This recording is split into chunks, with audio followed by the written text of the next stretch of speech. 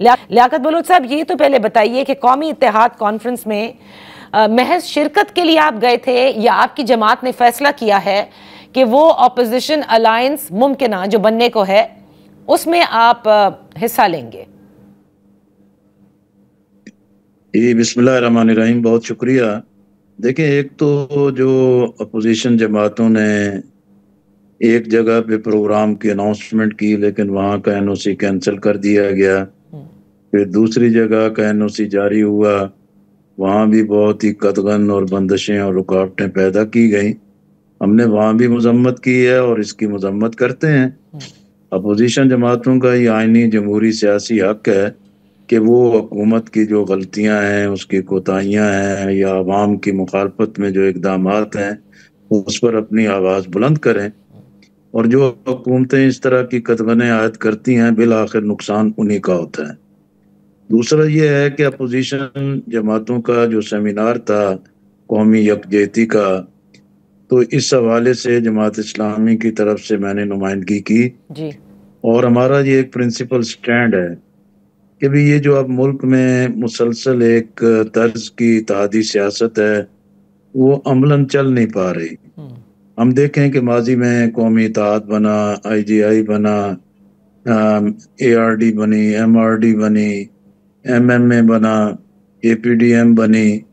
अभी इमरान खान साहब ने भी एक इत्तेहादी हुकूमत बनाई, अब PDM की भी एक हुकूमत बनी। इस वक्त भी पीपल्स पार्टी और मुस्लिम लीग की हुकूमत है, लेकिन ज्योतियों में दाल बट रही है, एक दूसरे पर इल्ज़ाम तराशियां लगाई की जाती हैं। इसलिए हमारा मौक़िफ़ यह है कि भी कौमी सतह पर एक मौक़िफ़ बनाना चाहिए, कौमी तरजीहात के कम अज़ कम एजेंडे पर इकट्ठा होना चाहिए और उसके मुताबिक हर पार्टी अपने अपने प्लेटफॉर्म से जद्दोजहद करे। मैंने इसकी मिसाल भी दी जब तहरीक तहफ़्फ़ुज़ आईन पाकिस्तान तश्कील पा रही थी जी। कि बांग्लादेश में जनरल इरशाद की आमरीत थी और उसके मुकाबले में जमात इस्लामी, अवामी लीग, BNP अपोजिशन जमातें थीं।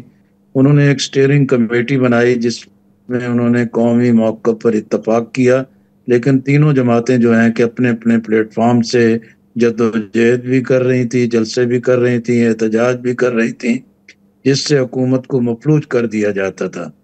तो पाकिस्तान में भी असर नौ अपोजिशन को किसी नए अंदाज में अपनी आवाज़ को मौसर बनाने की कोशिश करना होगी, वगरना इत्तेहादों के तर्ज पर अब अवाम को भी एतमाद नहीं रहा और अवाम भी उनकी कॉल पर लब्बैक नहीं कहते और बाज़ों में खुद जो है कि ऐलानात तो बड़े कर दिए जाते हैं, लेकिन उसके मुताबिक जब नताइज नहीं आते तो वो जमहूरियत का भी नुकसान होता है और अवाम भी अपने आप को बेयारो मददगार समझते हैं। अच्छा, इसलिए तो लियाकत बलोच अपोजिशन साहब, जमातें अगर कहीं भी इकट्ठी होंगी तो हम जरूर जाएंगे ठीक। और जो हुकूमत की फिस्तायत है उस पर भी जरूर अपना एहतजाज करेंगे, सही। लेकिन हमारा एक मौक़िफ़ है जो हमने सबके सामने पेश किया है। तो लेकिन लियाकत बलोच साहब, ये मुझे बताइए ना कि जैसे इमरान खान साहब ने तो अपनी जमात को कहा है कि ईद के बाद एहतजाज की कॉल देनी है और उसी ज़िम्न में उन्होंने कहा कि दीगर अपोजिशन जमातों से राब्ता करें। तो अगर ऐसा कोई एहतजाज होता है तो आप उसका हिस्सा ज़रूर बनेंगे, लेकिन किसी इत्तेहाद का हिस्सा आप नहीं बनेंगे। देखिए जी, अगर कोई पार्टी अपनी बुनियाद पर एहतजाज करती है तो ये तो उसका हक है। जैसे जमात इस्लामी ने बिजली के मसले पे, गैस और जो मुल्क में बदअमनी और दहशत गर्दी के इश्यूज हैं, इस पर भी ईद के बाद एक बड़े एहतजाज की कॉल दी हुई है।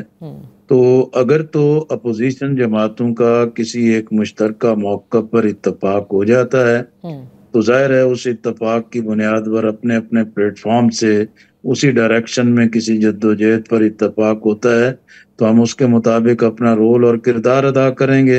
वगरना असूली तौर पर आइन के तहफ़्फ़ुज़ के लिए, जमहूरियत की बहाली के लिए जैसे इंतखाबात का मुतालबा किया जा रहा है, इससे भी हमारा दूसरा मौक़िफ़ है कि 2024 का इलेक्शन जो है वो धांधली ज़दा है, लेकिन फॉर्म 47 की बुनियाद पर लोगों को मुसल्लत कर दिया गया है और उसकी ओरिजिनल बुनियाद है कि फॉर्म 45 को बाजियाब किया जाए और उस जो हकीकी अवामी मैंडेट है उसकी बाजियाबी की जाए। यानी आप अगर ये कह इसके रहे बगैर हैं, यानी आप ये कह डायरेक्ट रहे आप किसी, हैं कि नए इलेक्शंस का जो मुतालबा ऑपोजिशन की दूसरी जमातें करती हैं कि नए इलेक्शंस ही मसाइल का हल है, आप ये कहते हैं कि नहीं, फॉर्म 47 को पहले इन्वेस्टिगेट किया जाए, नए इलेक्शन हल नहीं है?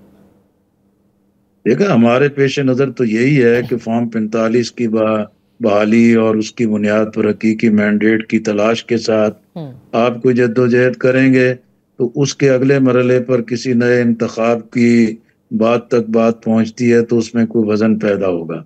वगरना मौजूदा हालात में कि जहां तमाम जमातों की अपनी अपनी गलतियों की बुनियाद पर एस्टैब्लिशमेंट जो है कि वो बिल्कुल एक ताकतवर और अंधी ताकत बन गई है। अगर इस बुनियाद पर कोई आप नया इंतखाब भी करवा लेंगे तो उसके नतायज भी 2024 से शायद और बदतर आए और जमहूरियत के लिए नुकसानात पैदा हो जाएं। तो इसलिए आपको सोच समझ कर एक डायरेक्शन में महफूज तरीके से आगे बढ़ना होगा।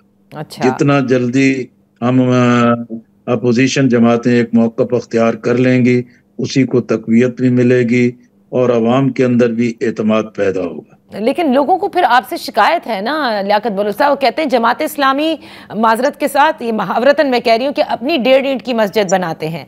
यानी तमाम आपकी तहफ़्फ़ुज़ात हैं मौजूदा हुकूमत से, आप उनकी महंगाई के हवाले से भी नाक़िद हैं, आप कहते हैं कोई महंगाई कम नहीं हुई, आप कहते हैं ये फॉर्म 47 की हुकूमत है, मुसल्लत की गई हुकूमत है। आप देखें ना जी, लेकिन मैंने लेकिन जैसे पहले कहा लेकिन आप कहते कि हैं कि अगर मुत्तफिक हैं अपनी अपने प्लेटफॉर्म से एहतजाज, इत्तेहाद में तो बरकत होती है ना लियाकत बलोच साहब, तो फिर ऑपोजिशन इत्तेहाद में बरकत क्यों नहीं हो सकती? जब हम सारी बरकतें देख चुके हैं ना जी। ये बरकतें नहीं होती, बेबरकती होती है। अच्छा। और अवाम को एक मौक़िफ़ समझाया जाता है लेकिन पस मंज़र में मुख्तलिफ जमातें जो हैं कि बैकडोर डिप्लोमेसी होती है और कहीं ना कहीं अपनी जगह एक मुज़ाकरात शुरू कर लिए जाते हैं। जैसे हाल ही में आपने देखा कि तहरीक तहफ़्फ़ुज़ आईन पाकिस्तान में PTI ने हुकूमत के साथ मुज़ाकरात शुरू कर लिए, उनके बाकी पार्टनर जो है कि उनका मुंह ही देखते रह गए। तो ये चीज़ें तो हमने बार बार तजर्बा की हैं और एक मर्तबा नहीं कई मर्तबा हुए हैं सही। और किसी एक पार्टी का नहीं, तमाम जमातों का यही जो एक तजर्बात हैं जो सबके सामने मौजूद हैं।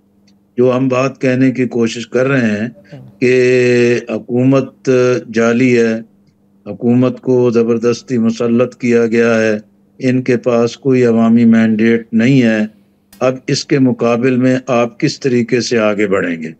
अब जैसे 26वीं आईनी तरमीम का मरहला था, हमने उस वक्त भी कहा कि भाई आप हुकूमत के साथ अंगेज ना हो, आप मुज़ाकरात का हिस्सा ना बने, वरना हुकूमत यही लेबल करेगी कि हमने तो अपोजिशन से मुज़ाकरात कर लिए, लेकिन वो मैं ना मानूं वाली बात पे खड़े हैं।